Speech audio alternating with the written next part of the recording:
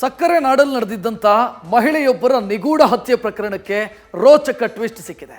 ಮಗಳ ಮುಂದೆಯೇ ತಾಯಿಯ ಕುತ್ತಿಗೆ ಕೊಯ್ದಿದ್ದ ಆ ಮುಸುಗುದಾರಿಯ ಬಣ್ಣ ಬಯಲಾಗಿದೆ. ಬಲೆಗೆ ಬಿದ್ದ ಮಂಕಿ ಕ್ಯಾಪ್ ಹಂತಕನ ಮುಖವಾಡ ಕಂಡು ಪೊಲೀಸರೇ ಬೆಚ್ಚಿ ಬಿದ್ದಿದ್ದಾರೆ.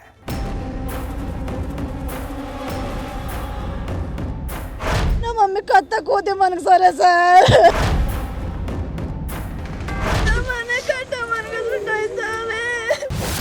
ಮಗಳ ಎದುರೇ ತಾಯಿ ಹತ್ಯೆ ಪ್ರಕರಣಕ್ಕೆ ರೋಚಕ ಟ್ವಿಸ್ಟ್. 2 ದಿನಗಳ ಹಿಂದೆ ಸಕ್ಕರೆ ನಾಡು ಮಂಡ್ಯ ಜಿಲ್ಲೆಯ ಪಾಂಡವಪುರ ತಾಲೂಕಿನ ಎಲೆಕೆರೆ ಗ್ರಾಮದಲ್ಲಿ 50 ವರ್ಷದ ಪಾರ್ವತಮ್ಮ ಎಂಬ ಮಹಿಳೆಯನ್ನ ಆಕೆಯ ಮಗಳ ಎದುರೇ ಚಾಕು ಇರಿದು ಹತ್ಯೆ ಮಾಡಲಾಗಿತ್ತು. ಮೃತ ಪಾರ್ವತಮ್ಮ ತಮ್ಮ ಮಗಳ ಜೊತೆ ದೇವಸ್ಥಾನಕ್ಕೆ ಹೋಗಿ ಮನೆಗೆ ವಾಪಸ್ ಬರುವಾಗ ಮುಖಕ್ಕೆ ಮುಸುಕು ಹಾಕಿಕೊಂಡು ಅರ್ಧ ಕಿಲೋಮೀಟರ್ ದೂರದಿಂದ ಹಿಂಬಾಲಿಸಿಕೊಂಡು ಬಂದು ಆಕೆಯ ಕುತ್ತಿಗೆಗೆ ಚಾಕು ಇರಿದು ಪರಾರಿಯಾಗಿದ್ದ. ಮಗಳು ಅರ್ಪಿತಾ ಮುಂದೆ ಮಧ್ಯರಾತ್ರಿ 12:30 ಸಮಯದಲ್ಲಿ ಈ ಕೃತ್ಯ ನಡೆದಿತ್ತು. ಸ್ಥಳಕ್ಕೆ ಭೇಟಿ ನೀಡಿ ಪರಿಶೀಲನೆ ನಡೆಸಿದ್ದ ಪೊಲೀಸರು ಪ್ರಕರಣ ದಾಖಲಿಸಿಕೊಂಡು ಹಂತಕನ ಜಾಡು ಹಿಡಿದಿದ್ದರು. ಮಮ್ಮ ನಡ್ಕೊ ಬರ್ತೈತಿಲ್ಲ ಅಂದ್ಬಿಟ್ಟು ಬಿಟ್ಬಿಟ್ಟು ಮುಂದೆ ಹೋದ ಸರ್. ಅಷ್ಟೇ ಬಂದ ನಾನು ಯಾವನ್ ಬಂದು ಏನೋ ಹಾಕೋಬೇಕು ಹಿಂಗಂದ. ನಮ್ಮ ಮಮ್ಮಿಯೋ ಅಪ್ಪಲ ಅಂದಾಗಲೇ ನಾವು ಹಿಂದೆ ತಿರುಗ ನೋಡಿದ್ದು. ನಮ್ಮಮ್ಮ ಅಷ್ಟೊತ್ತಿಗೆ ಬಿದ್ದೋಗಿದ್ಲು. ನಮ್ಮಮ್ಮ ಯಾವ ಜಗಳಕ್ಕೆ ಹೋಗಲ್ಲ ಸರ್. ಫಾಲೋ ಮಾಡ್ಕೊಂಬಂದು ಹಿಂಗೆ ಮಾಡಿ ನಾನು ಇರಲಿಲ್ಲ ಸರ್ ಊರಲ್ಲಿ. ಹಿಂದಿನಿಂದ ಬಂದು ಅತ್ತೆಗೆ ಚಾಕು ಇರಿದ ಕಿರಾತಕ ಅಳಿಯ, ಅತ್ತೆಯನ್ನೇ ಕೊಂದ ಮುಸುಕುಧಾರಿ ಅಳಿಯ ಕಾಂತರಾಜು.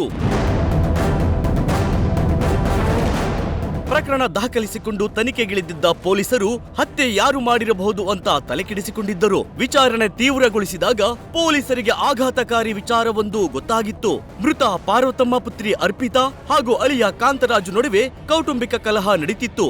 ಕಳೆದ 1.5 ವರ್ಷಗಳ ಹಿಂದೆ ಗಂಡನಿಂದ ದೂರವಾಗಿ ಪತ್ನಿ ಅರ್ಪಿತಾ ತವರು ಮನೆ ಸೇರಿದ್ದಳು. ಇದಕ್ಕೆ ಅತ್ತೆ ಪಾರ್ವತಮ್ಮನೇ ಕಾರಣ ಅಂತ ಕೋಪಗೊಂಡಿದ್ದ ಅಳಿಯ ಕಾಂತರಾಜು ಕೃತ್ಯ ಎಸಗಿದ್ದಾನೆ. ಮಧ್ಯರಾತ್ರಿ ಸಂಚು ಮಾಡಿ ಮಂಕಿ ಕ್ಯಾಪ್ ಧರಿಸಿ ಸ್ವತಃ ಹೆಂಡತಿಗೆ ತಿಳಿಯದಂತೆ ಅತ್ತೆಯನ್ನ ಕೊಲೆ ಮಾಡಿ ತನಗೆ ಏನೂ ಗೊತ್ತಿಲ್ಲದಂತೆ ತಮ್ಮೂರಿನಲ್ಲೇ ಇದ್ದ.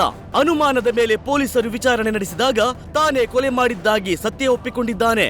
ನಿನ್ನೆ ದಿನ ಏನು ಈ ಇನ್ಸಿಡೆಂಟ್ ನಡೀತು, ಈ ಕಾರಣ ಯಾರು ಅಂತ ತನಿಖೆ ಮಾಡಿದಾಗ ನಮಗೆ ತಿಳಿದು ಬಂದಿದೆ ಅಂದರೆ ಏನು ಈ ಮೃತ ಮಹಿಳೆ ಇದ್ದಾಳೆ ಆಕೆಯ ಅಳಿಯ ಅಂದರೆ ಮಗಳ ಗಂಡನೇ ಈ ಕೃತ್ಯವನ್ನು ಎಸಗಿರೋದಾಗಿ ನಮಗೆ ತಿಳಿದು ಬರುತ್ತೆ. ಅವನು ಏನು ಇವರು ಪೂಜೆ ಮಾಡ್ತಿರ್ತಾರೆ, ಪೂಜೆ ಮಾಡೋದನ್ನ ಹಿಂದೆಯಿಂದ ಫಾಲೋ ಮಾಡ್ಕೊಂಬಂದು ಮನೆ ಹತ್ರ ಈ ರೀತಿ ಮಾಡಿರ್ತಾನೆ. ಈ ರೀತಿ ಆಗಲಿಕ್ಕೆ ಹಾಳಾಗಲಿಕ್ಕೆ ಮತ್ತು ನಮ್ಮ ಸಂಸಾರ ಹಾಳಾಗಲಿಕ್ಕೆ ಆಕೆ ತಾಯಿನೇ ಕಾರಣ ಅಂತ ಹೇಳಿ ಈ ಕೊಲೆ ಮಾಡೋದಾಗಿ ಅವನು ಈಗ ಒಪ್ಕೊಂಡಿರ್ತಾನೆ. ಇಲ್ಲ ನಾವು ಸ್ವಲ್ಪ ವರ್ಕೌಟ್ ಮಾಡಿ ಮತ್ತು ನಮ್ಮ ಎವಿಡೆನ್ಸಸ್ಗಳು ಮತ್ತೊಂದ್ರ ಮೇಲೆ ನಾವು ವರ್ಕೌಟ್ ಮಾಡಿದಾಗ ಆತನೇ ಮಾಡಿರೋ ಅಂತ ತಿಳಿದು ಬಂದಿದೆ.